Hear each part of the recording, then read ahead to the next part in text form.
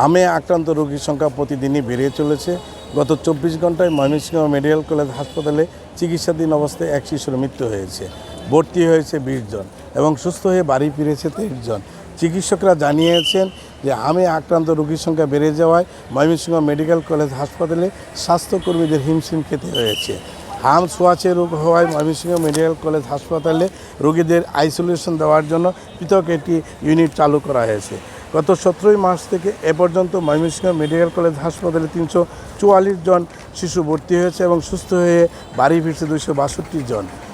আজ পর্যন্ত Mymensingh medical college হাসপাতালে আক্রান্ত হয়ে 10 জন শিশু মৃত্যুবরণ করেছে। চিকিৎসকরা জানিয়েছেন আক্রান্ত রোগীদেরকে দ্রুত হাসপাতালে ভর্তি হওয়ার জন্য চিকিৎসকরা পরামর্শ দিয়েছেন। হামে আক্রান্ত রোগীর সংখ্যা দিন দিন বেড়েই চলেছে। গত 24 ঘন্টায় ময়মনসিংহ মেডিকেল কলেজ হাসপাতালে হামে আক্রান্ত হয়ে চিকিৎসাধীন অবস্থায় এক শিশু মৃত্যুবরণ করেছে। হাসপাতালে ভর্তি হয়েছে আরও 20 জন। ময়মনসিংহ মেডিকেল কলেজ হাসপাতাল থেকে গত 24 ঘন্টায় সুস্থ হয়ে 23 জন শিশু বাড়ি ফিরে গেছে। চলতি বছরের 17 মার্চ হামে আক্রান্ত রোগীর সংখ্যা আসতে শুরু করেছে। ময়মনসিংহ মেডিকেল কলেজ হাসপাতালে এ পর্যন্ত 344 জন রোগী ভর্তি হয়েছে এবং সুস্থ হয়ে বাড়ি ফিরছে 262 জন।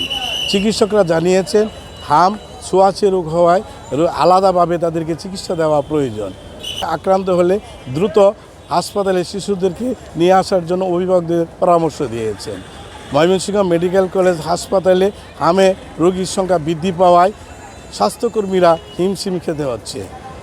ময়মনসিংহ মেডিকেল কলেজ হাসপাতালে রোগীদের জন্য আলাদা আইসোলেশন ইউনিট চালু করা হয়েছে।